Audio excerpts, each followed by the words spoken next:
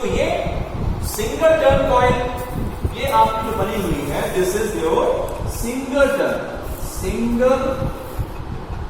Turn coil कहलाएगी। अब यहां देखिए टर्न क्यों कहला रही है, क्योंकि परिभाषा के अनुसार हमें कम से कम 2 कॉइल साइड चाहिए। 2 कॉइल साइड आपके पास है।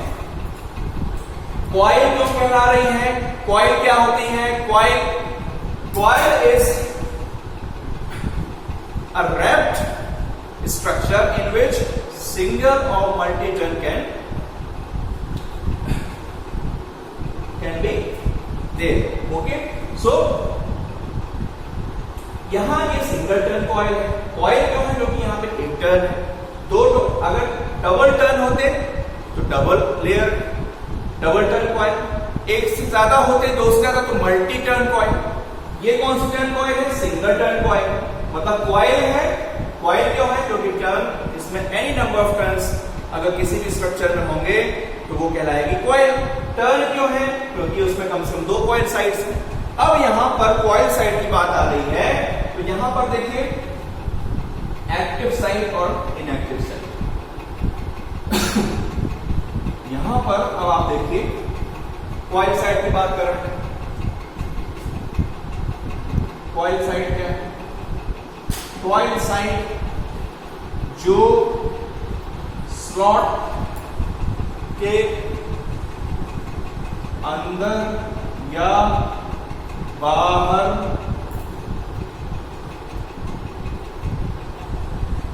होते हैं। ठीक है, अब यहीं से देखें ये 2 प्रकार के होते हैं, एक्टिव कॉइल साइड, ये क्या है, ये वो है जो कॉइल का वह हिस्सा, इसी कॉइल का वह हिस्सा, वह कंडक्टर जो स्लॉट आर्मेचर या फिर स्टेटर के स्लॉट के भीतर होगा। और इसमें एक चीज और देख लीजिए, भीतर होगा। दूसरा, जिनमें क्या उत्पन्न होगा, जिनमें ईएमएफ उत्पन्न होगा,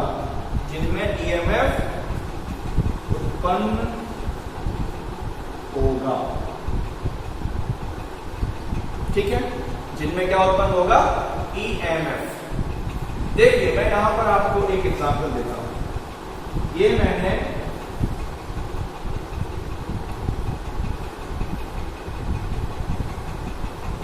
स्लॉट्स बना दिए, ये मैंने बना दिए स्लॉट, और इसके अंदर मैंने डाल दिए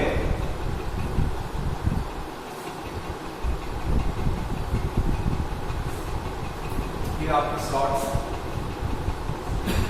और सपोज करो मैंने एक कॉइल का सिरा इसमें डाल दिया और एक कॉइल, किसी कॉइल का दूसरा जो कंडक्टर है वो यहां डाल दिया।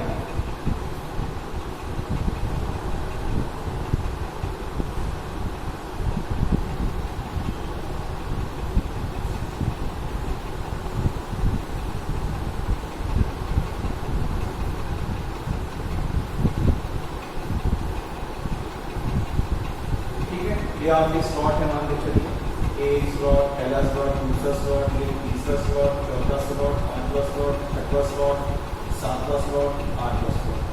ये क्या है आपके आर्मेचर या स्टेटर के स्लॉट्स। और मैंने तीसरे स्लॉट में पहला सिरा डाल दिया और 7वें स्लॉट में इसी कॉइल का दूसरा सिरा डाल दिया। तो अब देखिए यहां पर जितना हिस्सा इस कॉइल का, इस सिंगल टर्न कॉइल का जितना हिस्सा अंदर है, इतना हिस्सा अंदर है, इसके अंदर है, स्लॉट के अंदर, तीसरे और 7वें स्लॉट के अंदर है। जितना जो आर्मेचर स्टेटर के स्लॉट के भीतर होगा, तो इतना हिस्सा ये कहलाएंगे आपकी active coil side. Active coil side को ध्यान दीजिए, साइड को हम कंडक्टर भी कहते हैं। क्या कहते हैं, कंडक्टर, कंडक्टर भी कहते हैं। तो जितना हिस्सा ये अंदर है ये कहलाएगा आपका एक्टिव, एक्टिव सक्रिय, सक्रिय। और इसी में क्या होगा, देखिए हम बार बार सिद्धांत में पढ़ चुके हैं कि आर्मेचर या स्टेटर के स्लॉटों के अंदर ही ईएमएफ उत्पन्न होता है। अगर बैक ईएमएफ भी उत्पन्न होगा तो उसी के अंदर होगा। तो जहां तो स्लॉट के अंदर, मतलब दूसरा चीज क्या है इसमें गौर करने लायक कि एक्टिव कॉइल साइड के अंदर ही ईएमएफ उत्पन्न होगा, इन्हीं कॉइल्स में होगा। ध्यान दीजिए, इन्हीं कॉइल्स में ईएमएफ उत्पन्न होगा। और दूसरा क्या है, दूसरा होता है आपका inactive coil sides, inactive coil sides या कंडक्टर्स कह लीजिए उन्हीं को आप, ठीक है। ये हिंदी में कह लो तो सक्रिय और इसमें कह लें तो निष्क्रिय।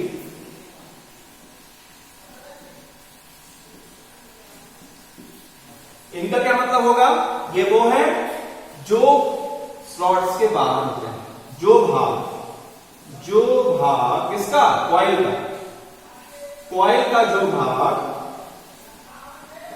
जो भाग स्लॉट्स के बाहर होगा, स्लॉट्स के बाहर होगा, वह कहलाएगा आपका इनएक्टिव। ये देखिए, ये क्या है, इनको हम बोलते हैं एंड कनेक्शंस। क्या बोलते हैं, एंड कनेक्शंस। और यही एंड कनेक्शंस को हम कह सकते हैं inactive coil sides, inactive coil sides. क्यों, क्योंकि देख सकते हो आप यहां से लेके ये इतना पूरा हिस्सा जो है ये स्लॉट के बाहर है, इनमें कोई ईएमएफ उत्पन्न नहीं होगा। तो अब आप कहोगे कि सर इनका काम क्या है, कोई पूछ पेपर में अगर आ जाए कि इनएक्टिव कॉइल साइड का काम क्या है, तो एक्टिव सिरों को बाहर जोड़ने का। इनएक्टिव कॉइल साइड, इनएक्टिव सिरों का काम क्या होता है, एक्टिव सिरों को बाहर आके जोड़ना। एक्टिव जो सिरे हैं उनको बाहर जोड़ने का काम करता है इनएक्टिव सिरे। और इनएक्टिव सिरे क्या होते हैं, जो स्लॉट के बाहर, स्लॉट के अंदर जो होंगे क्या कहलाएंगे, एक्टिव कॉइल कंडक्टर्स। स्लॉट के बाहर जो होंगे उनको हम इनएक्टिव कॉइल कंडक्टर्स बोलेंगे, ठीक है। ये आप नोट कर लीजिए अच्छे से। फिर आता है आपका जंपर। जो कॉइल के सिरे होते हैं उनको हम जंपर कहते हैं। ये जो सिरे हैं, कॉइल के जो सिरे हैं, ठीक है, इनको हम लीड्स, कॉइल लीड्स भी बोल सकते हैं, जंपर्स भी बोल सकते हैं। ये जंपर लिख के बता दे रहा हूं, जंपर या इन्हीं को हम बोलते हैं लीड्स, जंपर या लीड्स, कॉइल लीड्स या जंपर, ठीक है। फिर है आपका, अब आता है आपके कुछ और महत्वपूर्ण परिभाषाएं जो इंपॉर्टेंट है। ये तो खैर बेसिक्स था, बिल्कुल बेसिक्स था, लेकिन अब पोल पिच और कॉइल पिच, ये आपको देखने हैं। पोल पिच और कॉइल पिच क्या होते हैं, नोट करिए।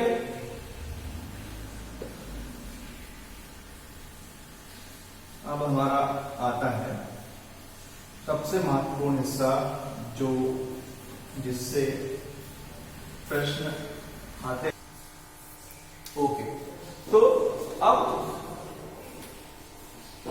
अब हमारी जो बहुत इंपॉर्टेंट डेफिनेशंस हैं वो है पोल पिच और कॉइल पिच। तो सबसे पहले हम देख लेते हैं पोल पिच के बारे में। पोल पिच के बारे में जो डेफिनेशन है वो ये है, दो क्रमागत या कह लो संगत, दो क्रमागत मतलब सब्सिक्वेंटली, दो क्रमागत विपरीत ऑपोजिट जो आपकी पोलैरिटी है, विपरीत ध्रुवता के पोलों के, है ना, विपरीत ध्रुवता के पोलों के बीच की दूरी पोल पिच कहलाती है। ठीक है, समझिए इसको। एंड जैसे ये अगर आपका आर्मेचर हो गया या, और इसके ये आपके स्टेटर पे एन और एस पोल है, फोर पोल मशीन बना रहा हूं, ठीक है, फोर पोल की आपकी एन एस। तो जो ये एन और एस के बीच में, एन और एस के बीच की जो दूरी होगी, एंगुलर डिस्प्लेसमेंट, ध्यान दीजिएगा, एंगुलर, मैकेनिकल नहीं, एंगुलर डिस्प्लेसमेंट, कोणीय विस्थापन, दो क्रमागत, ये पोल्स हैं, ये क्या है, पोल्स, स्टेटर के पोल्स हैं, तो दो क्रमागत मतलब एक के बाद एक विपरीत ध्रुवता की, मतलब अगर पहला पोल उत्तरी होगा तो दूसरा पोल दक्षिणी होगा, पहला पोल उत्तरी, दूसरा दक्षिणी। तो नॉर्थ एंड साउथ पोल सब जो सीक्वेंस से आ रहा है, ठीक है, तो उनके बीच की दो क्रमागत विपरीत ध्रुवता वाले पोलों के बीच की दूरी कहलाती है पोल पिच। जिसे हम अब इसको दो तरीके से दर्शाते हैं, इसको अभिव्यक्त करने, इसको एक्सप्रेस करने की जो इकाई है, जो मात्रक है, जो यूनिट है, वो कई बार स्लॉट्स की संख्या के आधार पर भी होती है, इतने स्लॉट मतलब पोल पिच मतलब इतने स्लॉट्स, और कई बार इलेक्ट्रिकल एंगल, इलेक्ट्रिकल डिग्री। देखिए, कोण को मापने की जो डिग्री है, कोण को मापने की जो इकाई है, डिग्री इसको हम बोले, तो वो दो प्रकार से होती है, इलेक्ट्रिकल डिग्री और मैकेनिकल डिग्री। ठीक है, मैकेनिकल डिग्री क्या, जैसे कि आप इसमें देख रहे हो, ये एन और एस के बीच में अगर हम मैकेनिकल डिग्री देखें, जो दिख रहा है आपको, जो फिजिकली आप देख सकते हो, वो क्या दिख रहा है, ये एन और ये एस के बीच का एंगल कितना बन रहा है, 90 अंश। कितना बन रहा है, 90 अंश। तो ये 90 डिग्री का कहलाएगा, ये कहलाएगा मैकेनिकल डिग्री। मैकेनिकल डिग्री कौन है, ये जो दिख रहा है आपको, जैसे इस एन और इसके ठीक सामने वाले एन के बीच का मैकेनिकल एंगल कितना होगा, 180 डिग्री। तो ये दिख रहा है, लेकिन इलेक्ट्रिकल एंगल अलग होता है। इलेक्ट्रिकल एंगल देखते हैं हम जब आप वेव फॉर्म के जरिए देखते हैं, एसी वेव फॉर्म, यहां से लेके यहां तक चलने में कितना ज्यादा घूमने, कितना ज्यादा एंगुलर डिस्प्लेसमेंट हो गया। तो जब आप एन और एस को देखोगे, इसी चित्र में अगर हम देखें तो एन और एस के बीच का इलेक्ट्रिकल एंगल है 180 डिग्री इलेक्ट्रिकल। ये बहुत ही बारीक चीजें हैं और ये आपको पता होनी चाहिए। इलेक्ट्रिकल डिग्री मैकेनिकल डिग्री में अंतर होता है। इलेक्ट्रिकल डिग्री वो होता है जो एक से दूसरे पोल आने में जो आपकी एसी क्वांटिटी है, एसी राशि है, वोल्टेज और करंट, उसमें कितना डिस्प्लेसमेंट हो गया, एंगुलर कोणीय विस्थापन कितना हो गया, वो है आपका इलेक्ट्रिकल डिग्री। और जो दिख रहा है फिजिकल तो बहुत ही सरल होता है, मैकेनिकल तो दिख ही रहा है, तो इलेक्ट्रिकल डिग्री अलग होता है और मैकेनिकल डिग्री अलग होता है। तो पोल पिच कैसे दर्शाते हैं, पोल पिच को हम दर्शाते हैं या तो खांचों की संख्या, जिसको हम स्लॉट्स के नंबर्स में, या फिर इलेक्ट्रिकल डिग्री। ठीक है, सूत्र क्या है पोल पिच निकालने का? एक सूत्र तो ये होता है कि स्लॉट अपॉन पोल। अगर आपके 24 स्लॉट, ध्यान दीजिएगा, ऐसे क्वेश्चन आते हैं पेपर में, उनने कहा पेपर में आ गया कि भैया 24 स्लॉट हैं और 6 पोल की मशीन है या 4 पोल मशीन है। 24 स्लॉट्स हैं किसी मशीन में और किसी आर्मेचर में 24 स्लॉट हैं और 4 पोल हैं स्टेटर पर, तो उसमें पोल पिच निकालिए, कितना होगा? आपको ये सूत्र याद रखना है, स्लॉट 24 बटे पोल कितने हैं? 4 24। अभी 6 क्या है?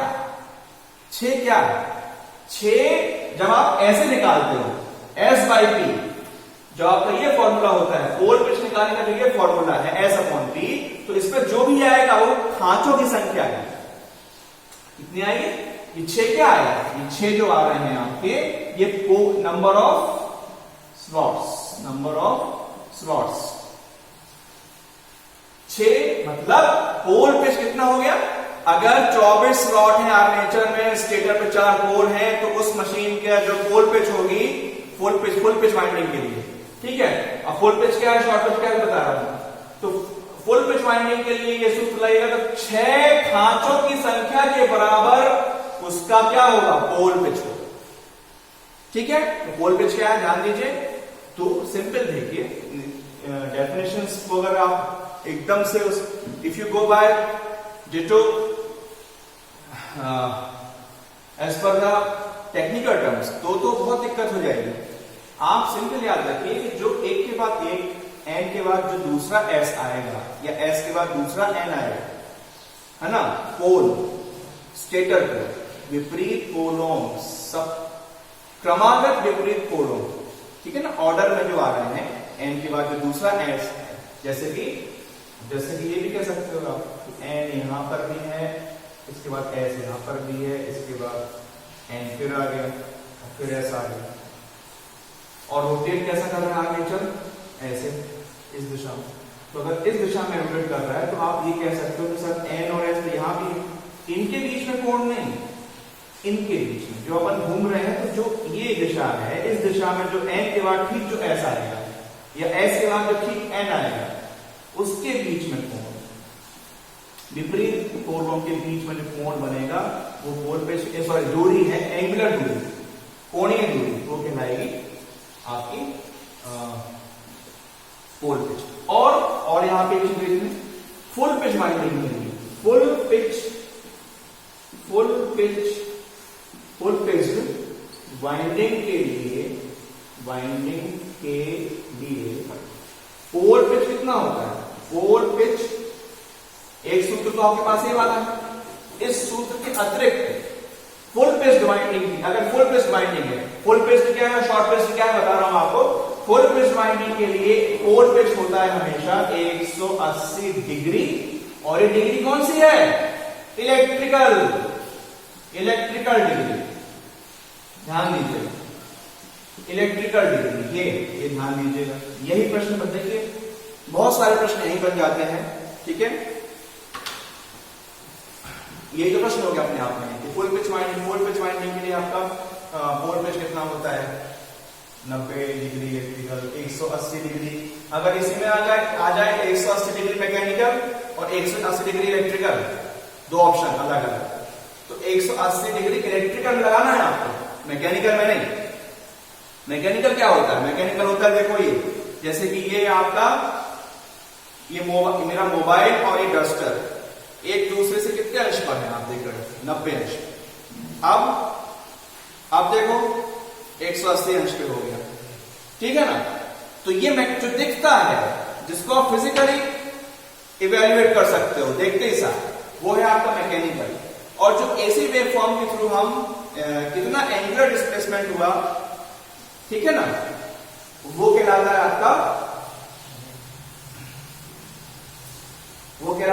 क्या? इलेक्ट्रिकल डिग्री, ठीक है। ये फुल पिच हो गया, तो ये ध्यान रखिएगा। अब अगला जो परिभाषा है वो है कॉइल पिच, या कॉइल पिच का दूसरा नाम है वाइंडिंग पिच, उसका तीसरा नाम है कॉइल स्पान। 3 नाम याद रखना है आपको, तीनों नाम आपको याद होने चाहिए। क्या क्या? अगली परिभाषा जो है आपकी वो है कॉइल पिच। कॉइल पिच को हम वाइंडिंग पिच भी कह सकते हैं, वाइंडिंग पिच को मतलब कॉइल स्पैन भी कह सकते हैं। Coil pitch, winding pitch, coil span एक ही चीज के नाम है। ये क्या है? ये है दो, है ना, सॉरी, एक ही कुंडली, या उसे हम बोलते हैं कॉइल के दो सक्रिय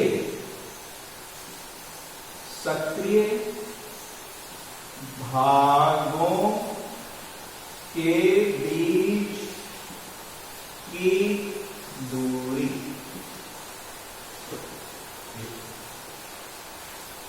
एक ही कुंडली जिसको हम कॉइल कहते हैं कि दो सक्रिय भागों के बीच की दूरी, ये है आपका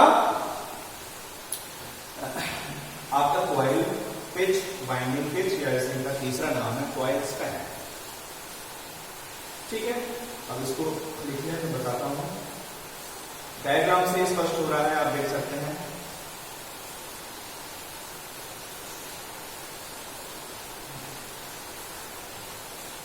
ये कॉल आ रहा है इसका।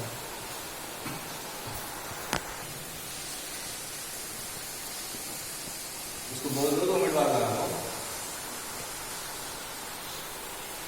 ओके, तो इसके बाद अब मैं आपको बताने जा रहा हूं, तो बोल दो कि अभी 5 मिनट बाद लगा।